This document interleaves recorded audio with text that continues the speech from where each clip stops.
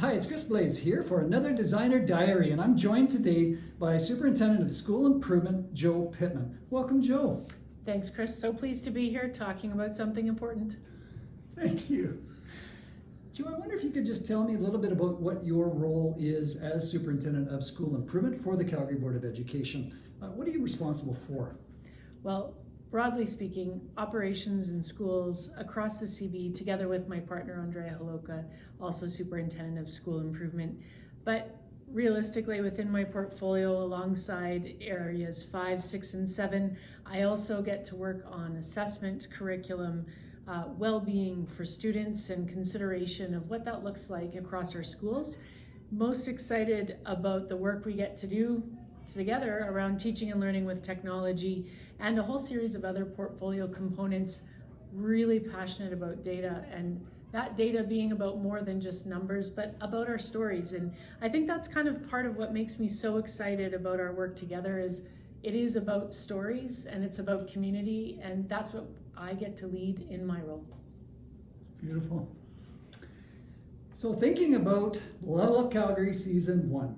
So just take yourself back a little bit from concept to launch. What drove those initial conversations between CBE, Microsoft, and the City of Calgary? And where did the potential lie in your estimation? Well, I'd like to say we were sitting in a basement, but actually we were sitting on a Teams meeting, and part of this whole time period leading up to Season 1 was really considering what had we learned about teaching and learning throughout the pandemic, and what are the tools that we use to engage our students. At the same time, and when we think about well-being and community, we were experiencing incredible disconnection and uncertainty, and I might offer lacking some hope and optimism. And so this question combining with how is it that we can create the conditions to gather around something, to use existing tools and connect directly to the city. And initially, the city wasn't part of this conversation. We were having a conversation together with Microsoft and myself, and we said, what's possible to engage across the CBE that would build opportunity for students, connect staff, and find compelling challenges that are real, not a show, not a production, but something that has impact. And so out of that, we asked ourselves about Minecraft because it's free, it's accessible. It's one of those elements that while we have, and I know you've been working hard along with others around technology and things that need to get sorted out, and now in Season 2, we're even more excited about that. But at the end of the day, this is about vision, future, and that CBE is part of that future. And this project allows for that to occur for our youth, K to 12. Families, I've heard from families who've said, oh my gosh, because of this project, I now game with my child. And they say that sheepishly, but in fact, they're so proud of the relationship that they're building in something that's often portrayed as a negative. Whereas this is about possibility and really thinking about that differently. And then if we go into the learning in the classroom, well, that's a whole nother story. Yeah. Well, I think that's a beautiful segue actually to my next question is just thinking about the intersection between Level Up Calgary and the education plan. We know that we have been really intentional about forming those connections to curriculum and providing students with an authentic learning opportunity through this Level Up Calgary Minecraft Challenge. But in your role, where do you see the intersections between this work and the education plan? Well, while I would normally first start with students, on this one I'm going to start with collaborative partnerships. And the primary intersection is really challenging ourselves as a system of incredible skill and diversity to ask how we leverage collaborative partnerships to build strength and strengthen the skill that occurs within and is developed in the classroom. And so collaborative partnerships with the city and municipality, collaborative partnerships with an organization like Minecraft, where we utilize a great number of their tools, and then collaborative partnerships between students, community, family, and the classroom is a really critical critical center point. If I narrow it to, you made the connection between curriculum, achievement, providing rich tasks and meaningful design. The next step, and one of the other core elements within the education plan, is the consideration of how teachers make instructional decisions effectively utilizing technology in a way that's real, in a way that's sustainable, in a way that's meaningful. And taking a tool like Minecraft allows for that to be a reality. And taking time in considering, and all that pre-work you and other folks and our talented staff have engaged in season 1, it's amazing to see that come to life and meet the goals of learning excellence, really create clear understanding of what it is to be a collaborative partner. That's something that is really compelling to me, and something that I have to thank our staff who've invested in season 1, our partners, City of Calgary, Minecraft, all the folks who've worked on Minecraft and Microsoft more broadly, that they've signed on. They are part of this, and alongside any of our centralized supports as well. Thank you. All right. Let's shift to season 2, because we kind of just teased around it a little bit. Season 1, 12,000 students. Okay, just unbelievable support and participation from our students. We have, of course, extended an offer to Calgary Catholic this year and Rocky View School districts that are joining us for season 2. So I'm just curious, what are your hopes for season 2? Well, the teaser I want to put out there is I've had a chance to look at what has occurred in the environment and the design, and that in and of itself should get everyone signed on to engaging with this, because you are getting to have a free field trip in a way that you never have. I might say that the design even outstrips virtual reality experiences. I might be over exaggerating a little bit, but it's pretty darn close. So exciting.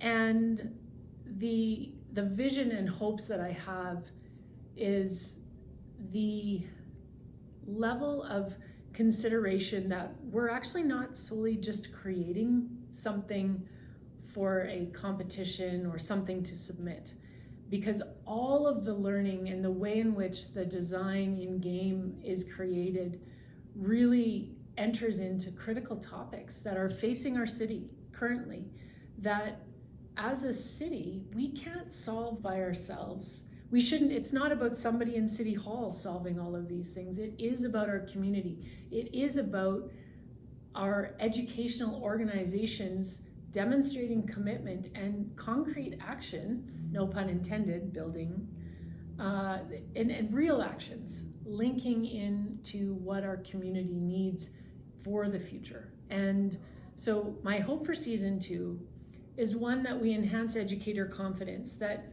this is real, it's valuable, it engages their students, it addresses so many different entry points to learning core curriculum requirements and positions other skills, and it's valid in its use.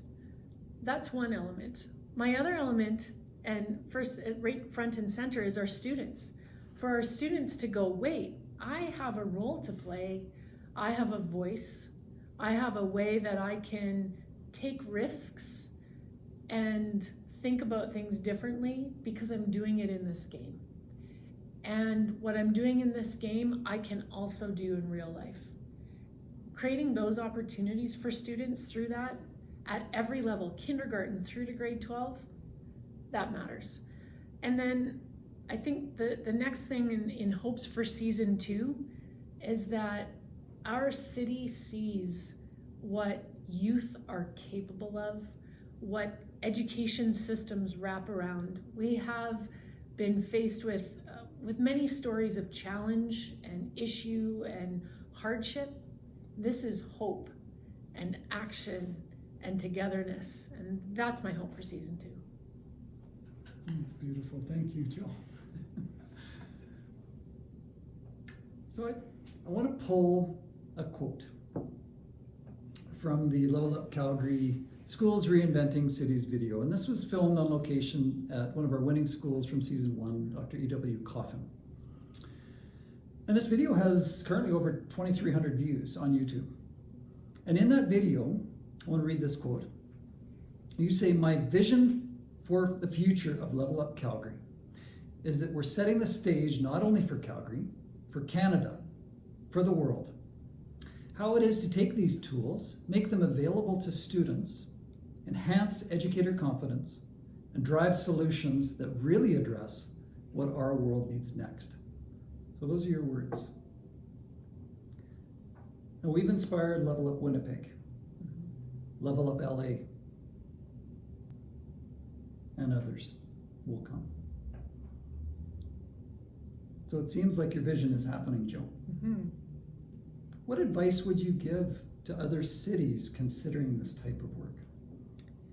Well, when I think about what the City of Calgary administration has done together with Microsoft and with us, that cities need to see education systems as a critical cornerstone of their future. And so when cities are coming forward with this work, it's not with how do we create some side thing that's a fun, cute, nifty, showy opportunity, but how do we take what we're grappling with right now and what we may be grappling with into the future and actually present that to our education system with the trust, in fact, that there are educators wrapping around youth who have incredible ideas for those skills. So first of all, it has to be seen as real, and there has to be an investment in bringing that forward, and our city has done an incredible job of that, and that's been a huge strength that we have benefited, our youth have benefited from as well. The other element that I think is important for anyone engaging in something like this is there's a lot that has to happen behind the scenes. You know this. Do you know that? This isn't something that we just dream up and then open up and here it is. The commitment and persistence to following up on technical details so that the learning experience for students is seamless as possible, or is purposeful, linked to when you have issues. So we've had technical issues, our students have solved many issues. Our teachers have identified, you know guys, if you could just change this point, it would be a lot more simple. And we've listened to that, and we've really considered that threshold of change, and we've thought about and been careful about our investment and how far we can spend certain amounts of time given all of the competing priorities. So I think if I were to sum it up for cities, it's be real and have faith that there is a real solution coming your way from students in your schools. For school systems engaging, it's understanding that there is a required commitment and there is benefit and payoff to that in the land of student outcomes and student well-being. And on a larger level, student belief that they are part of something bigger. And that, I believe, is probably the most critical advice that I would give related to this. It's not a small thing. And while it's easy to hype up sometimes, and it can be made like, oh, you know that Minecraft thing that we were part of? It's a lot more than that. And it's not just inputs and outputs. It's human and it's change. And I will sign up for that any day. Jo Pitman, thank you for your time today. I really appreciate this opportunity to connect and share your thoughts. A huge thank you to all of our audience watching these videos and this Designer Diary series. We are very, very excited to launch February 16th at CCTC, and I would hope to see you there. Thank you so much.